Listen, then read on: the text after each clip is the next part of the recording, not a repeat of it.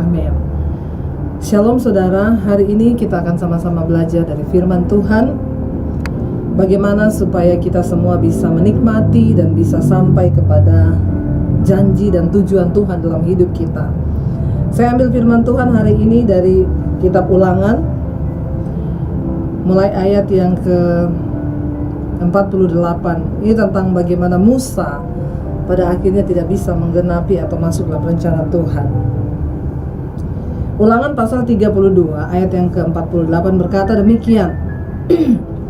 Pada hari itulah juga Tuhan berfirman kepada Musa, naiklah ke atas pegunungan Abarim, ke atas gunung Nebo yang di tanah Moab, di tantangan Yeriko, dan pandanglah tanah Kanaan yang kuberikan kepada orang Israel menjadi miliknya. Kemudian engkau akan mati di atas gunung yang akan kau naiki itu, supaya engkau dikumpulkan kepada kaum leluhurmu, sama seperti Harun kakakmu sudah meninggal di gunung Hor dan dikumpulkan kepada kaum leluhurnya. Oleh sebab kamu telah berubah setia kepada aku di tengah-tengah orang Israel, dekat mata air Meriba di Kades di padang gurun Sin. Dan sebab kamu tidak menghormati kekudusanku di tengah-tengah orang Israel, engkau boleh melihat negeri itu terbentang di depanmu, tetapi tidak boleh masuk ke sana, ke negeri yang kuberikan kepada orang Israel. Saudara yang terkasih, kita tahu bersama bahwa Musa dipanggil oleh Tuhan untuk membawa keluar bangsa Israel dari perbudakan di Mesir. Musa dipilih oleh Tuhan, diangkat oleh Tuhan untuk membawa bangsa itu keluar.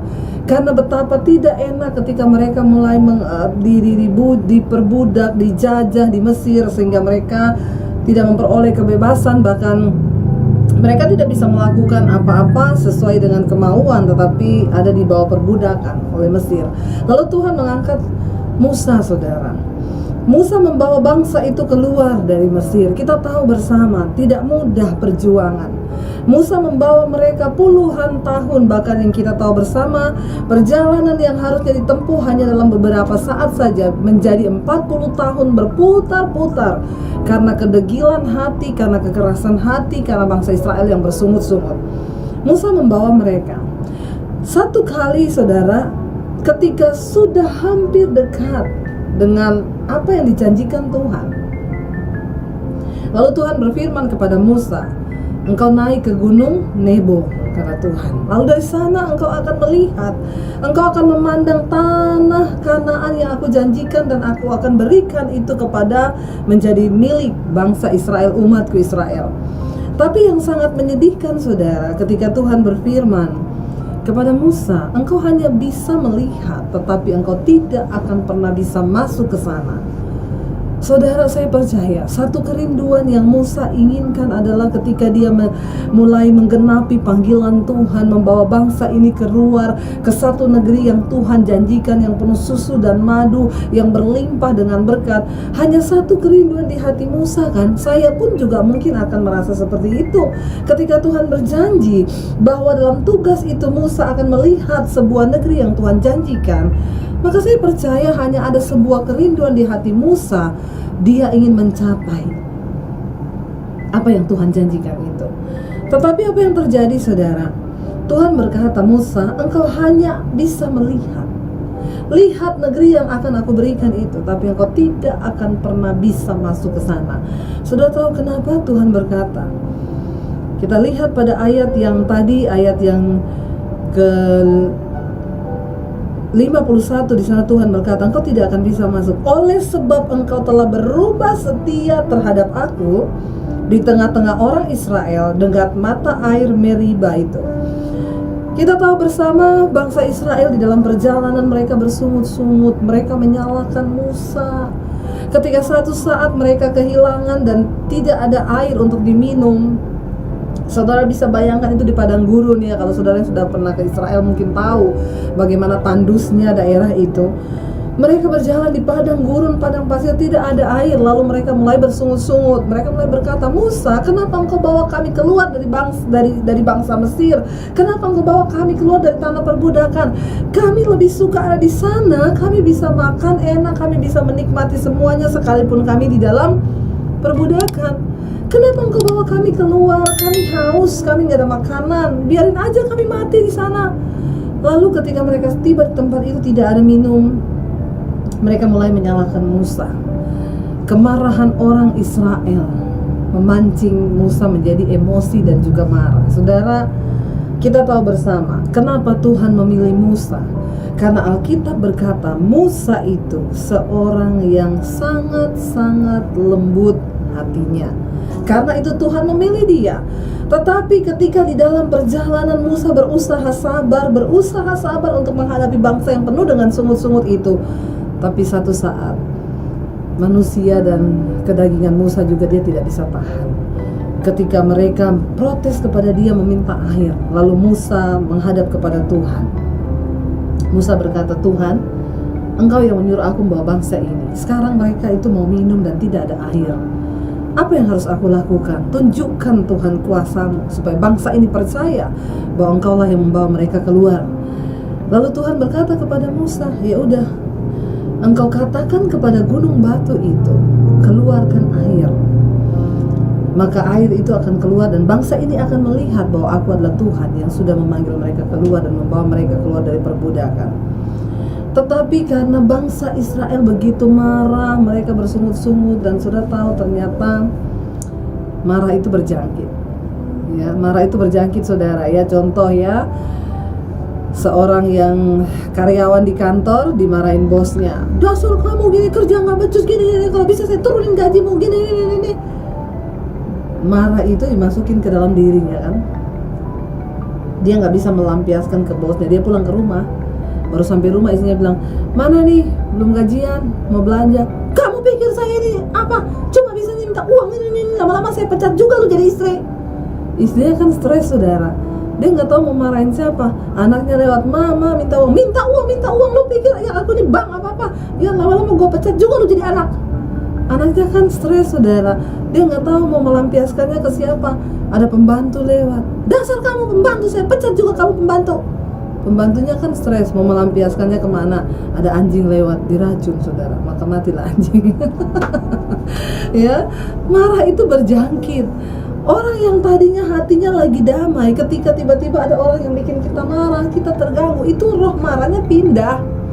Berapa banyak kali kita lagi di jalan, mau ke kantor, dari rumah hatinya damai, tiba-tiba ketemu orang di jalan, mungkin orang itu lagi habis berantem sama istrinya, lalu dia nyetir di jalan, kita yang sudah ada jalur yang benar, dia tuh mau karena lagi emosi. Saudara percaya nggak? Waktu orang itu marah, itu akan mempengaruhi tindakannya loh. Jadi dia roh marah, dia nyetir dengan marah, berantem sama istrinya di jalan, kita yang lagi damai-damai, dia mau nyerempet mobil kita. Marahnya pindah nggak ke kita? Pindah. Lalu kita juga jadi emosi dalam mobil. Yang tadinya suami istri lagi baik-baik, ya suaminya, ini gimana sih mobil itu? Maka ini, gua tabrak juga nih. Istrinya bilang, Pak sabar, Pak, nggak usah, lo diam ya. Akhirnya kita yang suami istri jadi berantem juga.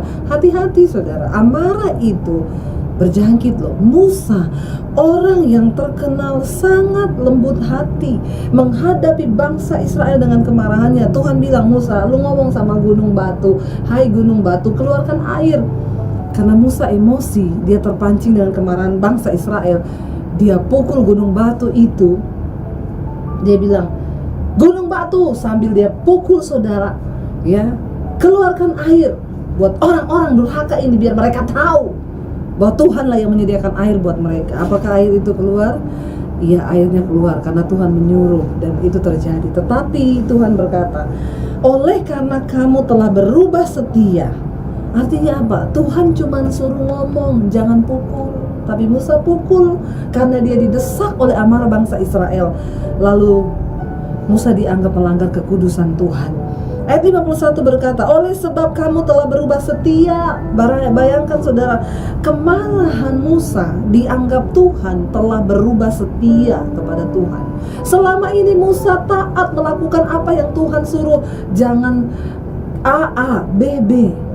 Tapi ketika dia dalam kemarahan terpancing emosinya, dia melakukan tidak seperti yang Tuhan katakan. Dan Alkitab berkata, Tuhan berfirman, engkau telah berubah setia. Bukan cuma itu, Tuhan bilang, oleh sebab kamu telah berubah setia terhadap aku di tengah-tengah orang Israel, dekat mata air Meriba di Kades, di padang gurun Sin. Dan oleh karena kamu tidak menghormati kekudusanku di tengah-tengah orang Israel. Saudara, ketika kita marah, Alkitab berkata ternyata kita tidak menghargai kekudusan Tuhan.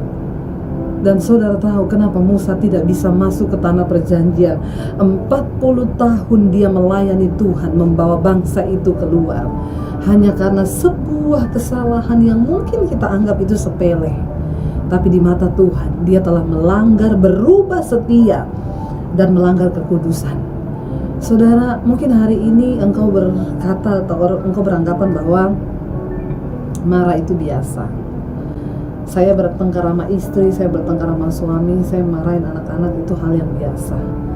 Tapi lihat, Musa tidak bisa masuk dan menikmati tanah perjanjian karena kemarahan. Dan Tuhan menganggap dia berubah setia dan melanggar kekudusan Tuhan. Hari ini, biar firman ini bisa menegur kita semua. Mungkin hari ini saudara sedang marah. Bahkan ada orang-orang Kristen yang berkata mereka sudah Kristen, mereka percaya Yesus, tapi mereka masih hidup dalam kepahitan, tidak bisa mengampuni dengan saudara ipar, dengan tetangga, dengan mertua, atau dengan siapa saja. Hari ini saudara dengar baik, kalau engkau mau menikmati janji Tuhan, untuk engkau melihat negeri yang Tuhan janjikan, tanah perjanjian dalam hidup ini, maka mari kita bertobat saudara. Biar ini menjadi sebuah perenungan buat kita, karena amarah pada akhirnya Musa tidak bisa melihat janji Tuhan.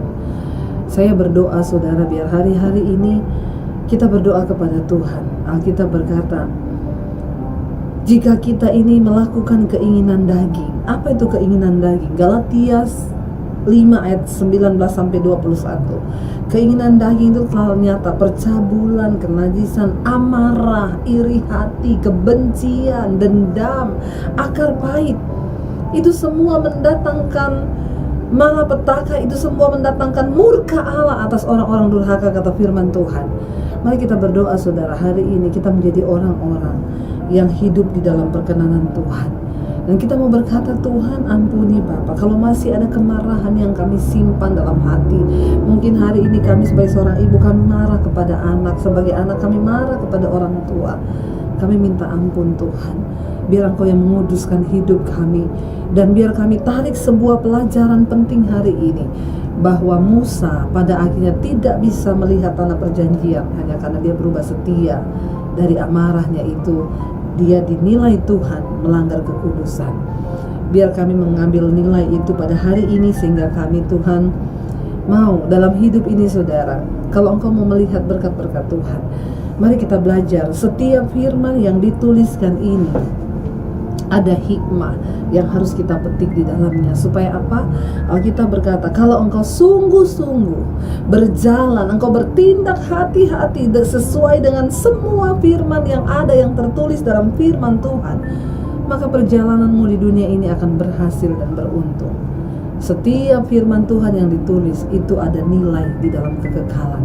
Kita berdoa hari ini, buang segala amarah. Bahkan kalau hari ini kita menjadi orang yang suka marah-marah karena tekanan ekonomi, Alkitab berkata di akhir zaman akan datang masa yang sukar.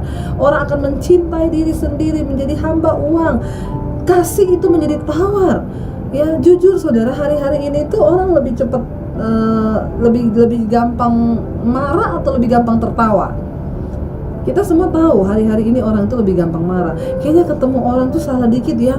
Kayak kemarin yang lagi viral tuh ya, beredar semua videonya, anak muda udah melanggar ditilang sama polisi, motor pacarnya dihancurin. Ini kan bodoh. Udah salah, amarahnya meledak, merugikan diri sendiri, sekarang menjadi tersangka. Apa yang dia dapat dari semua itu saudara? Alkitab berkata amarah itu menetap di dalam hati orang bodoh. Kita bukanlah orang-orang bodoh. Bereskan hidupmu di hadapan Tuhan. Kalau engkau mau lihat saudara, saya cuma mau ingatin kita semua, Hidup ini singkat, kata firman Tuhan. 70 tahun, kalau kita kuat 80, ada yang mencapai 100. Tapi apa esensi dari kehidupan yang sesungguhnya itu? Bukan soal panjang umur saja. Apakah kita menghidupi nilai-nilai firman Tuhan selama kita ada di dunia ini? Saya mengajak kita semua hari ini, mari kita renungkan firman ini. Kalau hari ini engkau sedang berkata, Tuhan, aku adalah orang yang menaruh kepahitan dan aku tidak bisa mengampuni keluargaku. Mungkin engkau berkata, aku benci orang tuaku karena ada kesalahan-kesalahan mungkin yang mereka buat di masa lalu. Atau kita sebagai anak hari ini berkata, Tuhan, aku tidak bisa mengampuni orang tua, aku tidak bisa mengampuni anakku kalau engkau sebagai orang tua hari ini. Atau ada istri yang berkata, aku tidak bisa mengampuni suamiku hari ini Tuhan.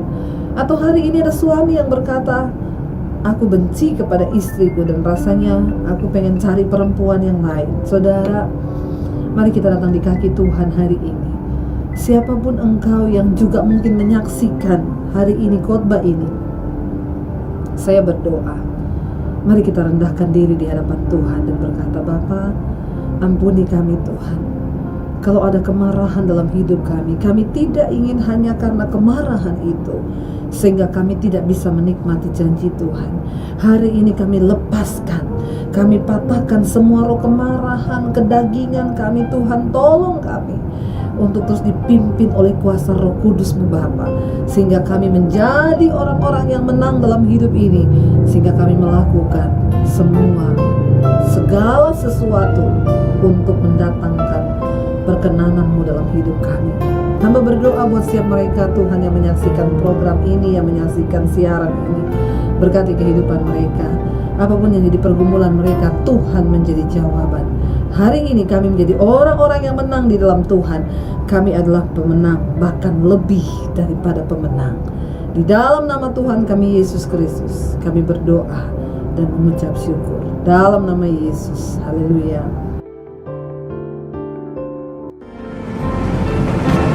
Shalom saudara, jika Anda merasa diberkati dengan channel YouTube saya, Anda bisa komen, like, dan share.